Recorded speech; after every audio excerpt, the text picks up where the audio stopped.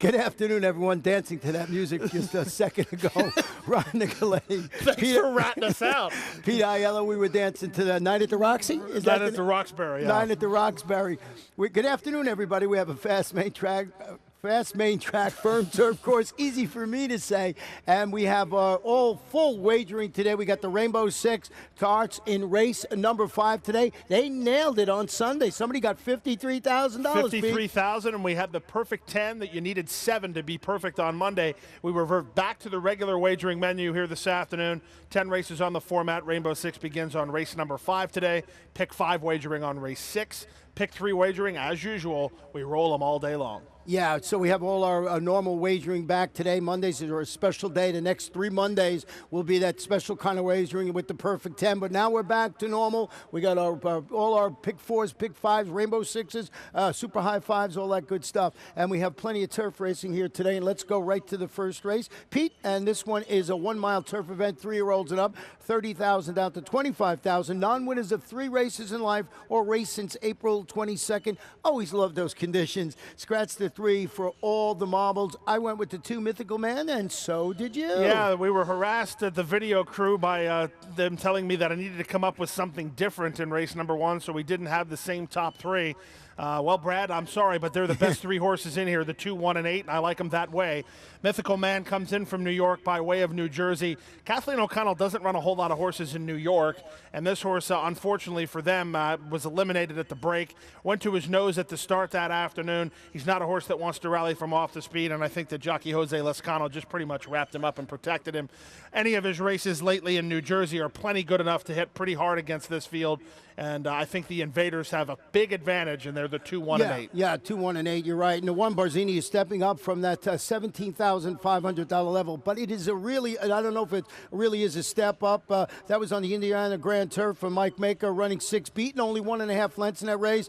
Buy or pig if you follow those, put some right hunt in the hunt with these. You love the name of the horse, 1 Barzini. We were talking about that's a character from The Godfather, and I had written in my analysis, for some reason, leave the gun, take the cannolis. I don't know why I got that in there. You know better than me on that. The only thing I know about Barzini is that he was 8-5 against a horse named Helicopter in Chicago at Arlington Park. Helicopter is a very, very nice horse. He's at least an 18-time winner, something like that. He wins a lot of races, Helicopter. So Barzini needs to round back into form. He's on the wrong side of a form cycle, but he comes in for Mike Maker, and he's definitely a horse to consider. Yeah, and that number 8, Alki John, makes it a trio, as you mentioned, shipping in here to figure second, ran second, beaten ahead against $14,000 claimers. Up at the Meadowlands, Eddie Broom. This is a 4-time turf winner. Looks like he fits right in the mix with these horses today. Yeah, he sure does. It seems like the Invaders have him over a barrel in race 1. Well, let's go to race number 2, 7 furlongs, maiden claimants, fillies and mares, 3 and up, $8,000. We're going to go back and show you race 4 from back on October 9th, and it's a stretch run,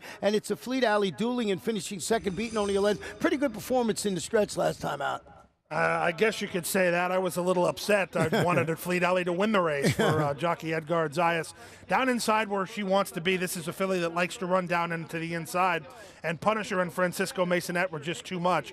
The horse that I'm going to use on top in here was not in the shot. The number 1 Valid Wildfire here today was the 5 that afternoon. We'll see her gallop out here in just a minute. There she is up the inside lane. She blew the break last time out. That's not in your official racing programs or racing forms. She was off last. That is noted, but she kind of blew the break. Should have been a trouble call there for Valid Wildfire. Second start off a long layoff, makes a big rider switch from Bug Boy Ever Argueta to the more aggressive Orlando Boca Chica, and gets Lasix for this assignment today.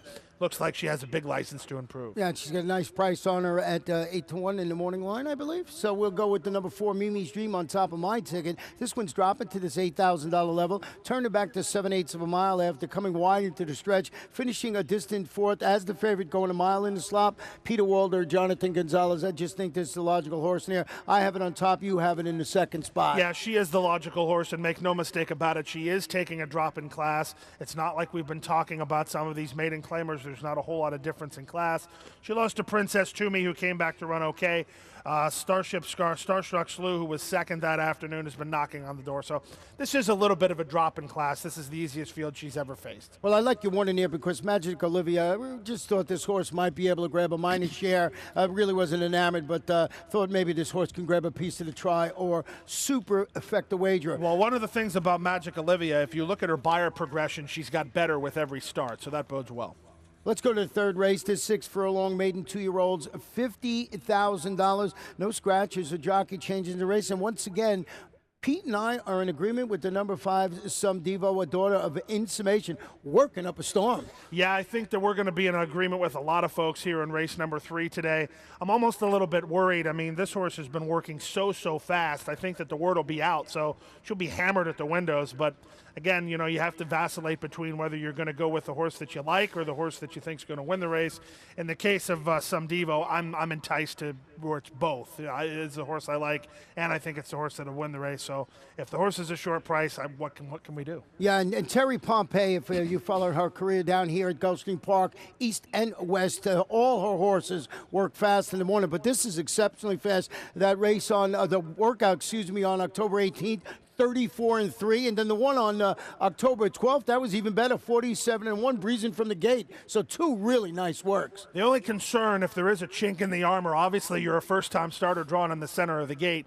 But the other thing about it is those works have not been here. She's never set foot on this racetrack, so it's definitely something to consider. It is definitely an impact on these horses. We've seen it time in and time out. These are very 2 different racing surfaces, Gulfstream Park and Gulfstream Park West. Some Diva will have to adjust to that. I went with the number 2, Papa Una, in second. I think this horse is moving in the right direction. You look at its last race, tracked the pace and faded to 4th in its debut. That was 2 starts back then. Followed that with a second, beaten only 3 and a couple of three-quarter lengths last time out, both at the $50,000 level. I think this horse is sitting on a big performance. Jose Garofalo and Ramsey Zimmerman. Yeah, well, he is a son of Cantharos, and he does have some form to speak of, as you mentioned. Horse that I'm surprised didn't make your ticket. I always consider you to be the vice president or treasurer of the Kathleen O'Connell and Eduardo Nunez fan club. You left him off your ticket here. First-time starter for Kathleen O'Connell and Eduardo Nunez. Number 4, Prince Vincenzo, drawn right next to the 5, Some Devo. If 5 is as fast as we think he is in the morning, the 4 might be able to get a decent start just because the 5 will help carry him away from there. That's quarter horse logic, but it definitely applies here. And Eduardo Nunez is on this horse who has been working at Gulfstream West, where the 5's been working across town. Number 7, Off Duty, beaten 3/4 of a length. That was against $35,000 at Maidens at Monmouth back on July 13th. That was a really nice race. Then returns from the layoffs also at Monmouth against Maiden special weight competition. Sets a pressured pace, faded to finish 7th in that race, going a mile, turning back. Pleases 25%, 24% with the turn back. All the things you like to see with this horse. I think this horse is sitting in a perfect spot today, so put it on my ticket. I don't argue with you. The only thing is I just have this steadfast thing that horses that are coming in from New Jersey to South Florida, they have to race once before I really jump on the bandwagon. I've deferred from that a couple times so far this week, and it's really cost me. So I'm back on that. If you're in from Monmouth, No matter what. No matter what. If you're in from Monmouth and you're running on the main track here at Gulfstream Park West, you have to run the race before I'm on board. And my good analysis of that horse didn't sway you a little bit? No, I can't say that it did. Rules are rules. Although we should be full disclosure, the rule that we won on Monday with 2-year-olds not racing 2 turns the first time out, that proved to go right up in smoke as our friends from New Jersey, he came from rolling from the outside and won easy. So. Our 4th race today, 6 furlong maiden, claim is 3 and up, $8,000. Jockey change on the 2, make the rider Christian Dominguez. I went with the 4, Little Baker. You went with the 4, Little Baker. Listen, what is going on here today? Well, I mean, you know, you have to pick horses that are going to win. I mean, I've been harassed from Twitter and from Facebook and from phone calls from New Jersey out of Toms River, the favorites over there. I got a good call from a great friend last night that I'm not picking enough winners. And I said, well, listen, do you want a horse that's going to be 40, 50 to 1 that maybe can hit the ticket like Redamite at 26 to 1 the other day, or opening day on City Mud with $118? Or do you want me to sit here with you and go on the chalk parade all day? I mean, I guess I'll say. So you decided to go on the chalk parade Well, today. for now, I have to get my reputation back. People are going to stop taking me serious right now. And speaking of taking me serious, the 4, Little Baker is a horse to take serious in here. He's the horse to beat. He's the proven commodity for Carlo Vaccarezza. Second start over this oval and has Edgar Prado riding. You're absolutely right. He's strictly the one to beat. And the other horse that we both used was the 3, Tolika, and this one plummeted to the bottom after pressing the pace and retreating to finish 10th and last. But that was against maiden special weight competition, going a mile in its career debut on the turf. Like Gennady Dorochenko, Jose Garcia are going to team up in here. Just I've noticed here, and I've got caught a lot of times talking about making the wrong move. Horses that show speed at maiden special weight and drop down here. I don't know what the exact win percentage is, but they've been running awfully well. Well, it would only stand to reason that would be the case. The thing that worries me about Tolika public is this is not a really custom Dorochenko move. He's not a guy that runs a horse in maiden special weight one time and forgets about it. You see some of these 2-year-olds that finish 25 behind. They're in time after time after time at the same level. Why is he giving up on this horse so much? I mean, maybe he's trying to win a race. Maybe the horse is in a position where he, feels like he's got him primed for a good effort and is trying to steal one. That's certainly possible, but it's an interesting move by the barn. It's not their MO. You also have the 6 Dr. Gold on your ticket? I went to the wedding, I'll go to the funeral. I thought his horse had a little bit of a chance last time, and he had absolutely zero chance as it played out. He was last that afternoon. He's got to improve. He can't run any worse. So against some of these horses that have proven that they're not the most talented individuals in the world, I'm not talking bad about them, but reality's reality.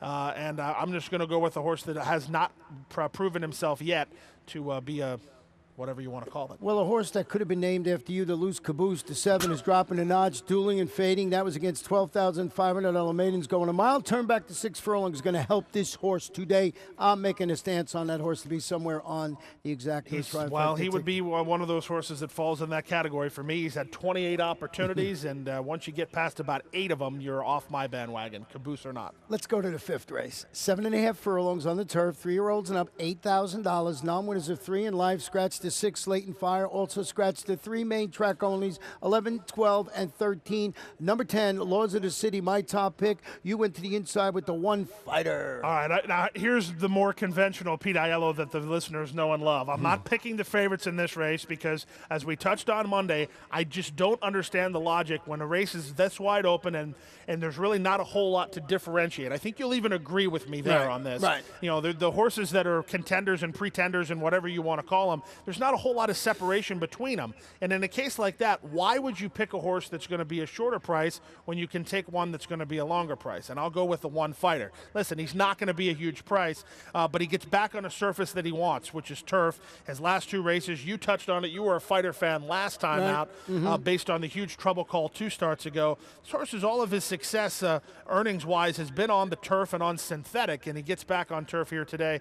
He should trip out pretty nice. There's a lot of speed in here.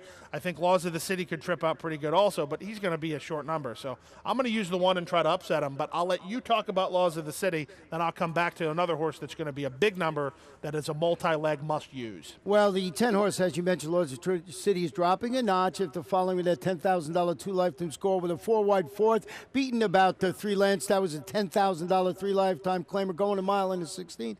It's Mike Petro, Jonathan Gonzalez, turn back to 7.5 furlongs. On paper, absolutely looks like the one you got to worry about in here. Also use the number 4 in here, Smarts, that you use. Yeah, you can talk about Smarts. He makes a lot of sense. He's coming in from the Meadowlands for a high percentage barn and George Navarro. The horse I wanted to talk about a little bit is the 9 Dragon Tail. This is going to be your patented big price for a share. I'm going to try to get him to win it. This horse is very, very inconsistent, and his 2-for-41 record doesn't exactly inspire confidence, but you have to look at his race 3 back. He's kind of a weird horse. Sometimes he'll want to put himself in the race early. Sometimes he'll show no interest early, and you just never really know where he's going to land. Here today, I think he has no choice, but he's got to drop back because there's a lot of speed signed on in here, and he's one of the few horses that can make ground from the back. Our turf course has been playing that way. No matter what the level has been, you swing out, you punch home, and you get the victory. That's been the way the track has been playing on our turf course, and I think that bodes well for Dragon Tail. He'll be a good number. Yeah, he'll be running late, and as you mentioned, Smarts. And how about Farley's Mandate, a horse I've been chasing, seems like for 12 years. This one is removing the blinkers, set a pressured pace last time out, weekend late to finish 4th. That was against $10,000 claimers going a mile on the turf. This horse always looks like he fits perfectly in the race, and he just doesn't get the job done. What did you say he did last time out? What did you say he did the last time he ran? Yeah, he set a pressured pace. And that's exactly what he'll do today. He's going to set a pressured pace. Even with the blinkers off? There's already other speed in here, and I don't think he's effective off the speed. Well, I just thought maybe because they took the blinkers off, they're going to take this horse off the pace today, is what my guess was. Maybe, but it doesn't mean that I'm going to jump on the bandwagon. So let's move to a race.